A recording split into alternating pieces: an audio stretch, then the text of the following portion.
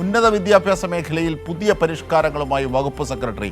എല്ലാ സർവകലാശാലകളിലും ബി അശോക് നേരിട്ട് സന്ദർശനം നടത്തും. സർവകലാശാല പ്രവർത്തനങ്ങൾ വിലയിരുത്താനാണ് സന്ദർശനമെന്നാണ് വിശദീകരണം. ഉന്നത വിദ്യാഭ്യാസ സെക്രട്ടറിയുടെ നീക്കം ചട്ടവിരുദ്ധമെന്ന് ആരോപണം. വിവരങ്ങളുമായി ഇപ്പോൾ കമലേഷ് തെക്കേക്കാട് ചേരുന്നു. കമലേഷ്, എന്താണ് ഇതിലെ ചട്ടവിരുദ്ധത? പ്രധാനമായും ഉയരുന്ന വിമർശനങ്ങൾ എന്തൊക്കെയാണ്?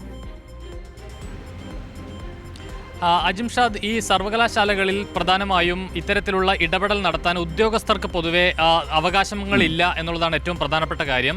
ഇതിപ്പോൾ നേരിട്ട്, അതായത് ബി അശോക് ഈ വിഷയത്തിൽ ഒരു പ്രധാനപ്പെട്ട വിഷയം എന്ന് പറയുന്നത്, ഇതിൽ സെക്രട്ടറി എന്ന് പറയുന്നത്, അതായത് വിദ്യാഭ്യാസ വകുപ്പ് സെക്രട്ടറിക്ക് ഇത്തരം വിഷയങ്ങളിൽ അല്ലെങ്കിൽ സർവകലാശാലകളിൽ നേരിട്ട് ഇടപെടാനോ എന്തെങ്കിലും തരത്തിലുള്ള അധികാരം പ്രയോഗിക്കാനോ ഉള്ള അവകാശം നിലവിലില്ല. സർവകലാശാല ചട്ടങ്ങൾ പ്രകാരം അത്തരത്തിലുള്ള അധികാരങ്ങളില്ല എന്നുള്ളതാണ്.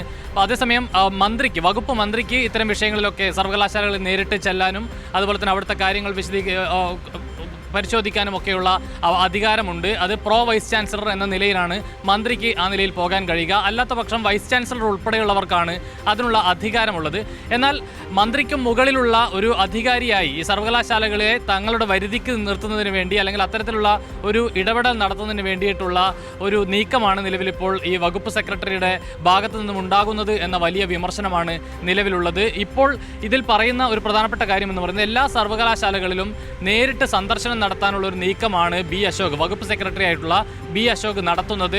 അതുവഴി അവിടെയുള്ള നയപരമായ വിഷയങ്ങളിൽ ഉൾപ്പെടെ ഇടപെടാനും താനാണ് അല്ലെങ്കിൽ തങ്ങൾക്ക് ഇതിനകത്ത് ഒരു പ്രത്യേക അധികാരമുണ്ട് എന്ന് വരുത്തി തീർക്കാനുമുള്ള ഒരു നീക്കമായി തന്നെയാണ് ഇതിനെ വ്യാഖ്യാനിക്കുന്നത്. ആ നിലയിൽ ഈ കഴിഞ്ഞ കാലങ്ങളിലൊന്നും സർവകലാശാലകളുടെ ചരിത്രമെടുത്ത് പരിശോധിച്ച് നോക്കിയാൽ വകുപ്പ് സെക്രട്ടറിമാർ ഈ നിലയിൽ സർവകലാശാലകളിൽ ഇടപെടാറോ ദൈനംദിന പ്രവർത്തനങ്ങൾ ഉൾപ്പെടെ ഇടപെടാറില്ല എന്നുള്ളതാണ്.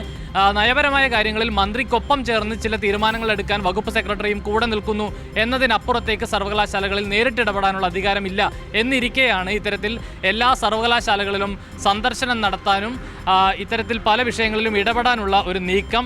ഇതിൽ ആദ്യഘട്ടം എന്ന നിലയിലാണ് ഈ ടെക്നിക്കൽ സർവകലാശാലയിൽ അടുത്ത ദിവസങ്ങളിൽ സന്ദർശനം നടത്താൻ ഒരുങ്ങുന്നത് എന്നുള്ളതാണ് നമുക്ക് ലഭിക്കുന്ന വിവരം. ഏതായാലും ഈ സർവകലാശാലകളിലെ ജീവനക്കാർ ഉൾപ്പെടെയുള്ള ആളുകൾ, അവിടുത്തെ സിൻഡിക്കേറ്റ് അംഗങ്ങൾ ഉൾപ്പെടെയുള്ള ആളുകളെല്ലാം തന്നെ ഇതിനകത്ത് കടുത്ത വിയോജിപ്പ് രേഖപ്പെടുത്തിയിട്ടുണ്ട്, കടുത്ത പ്രതിഷേധം രേഖപ്പെടുത്തിയിട്ടുണ്ട്. നിലവിൽ ഇത് അംഗീകരിക്കാൻ കഴിയാത്ത ഒരു നിലയാണ് അല്ലെങ്കിൽ ഒരു കീഴ്വഴക്കമാണ് പുതിയതായി കൊണ്ടുവരാൻ ഉദ്ദേശിക്കുന്നത് എന്ന നിലയിലാണ്. അത് സർവകലാശാലകളുടെ സ്വതന്ത്ര അധികാരത്തിന് മേലുള്ള ഒരു കടന്നുകയറ്റമായി പോലും വിലയിരുത്തപ്പെടുന്നു എന്നുള്ളതാണ്. ഈ വകുപ്പ് സെക്രട്ടറി, അതായത് ഉദ്യോഗസ്ഥ തലത്തിൽ ഇതിൻ്റെ എല്ലാം അധികാരം പിടിക്കാനുള്ള ഒരു നീക്കമായി കൂടി ഇതിനെ വിലയിരുത്തുന്നു എന്നുള്ളതാണ് നമുക്ക് മനസ്സിലാക്കാൻ കഴിയുന്നത്. അതോടൊപ്പം തന്നെ ഈ നിലവിലുള്ള VC-മാരെ, സംസ്ഥാനത്തെ VC-മാരെയൊക്കെ ഉൾപ്പെടുത്തി ഒരു വാട്സാപ്പ് ഗ്രൂപ്പ് ഉൾപ്പെടെ ബി അശോക് നേരത്തെ രൂപീകരിച്ചിരുന്നു. അതൊന്നും ചട്ടപ്രകാരമുള്ള കാര്യങ്ങളല്ല, അത്തരം നീക്കങ്ങളൊന്നും ഉണ്ടാകാൻ പാടില്ലാത്തതാണ്.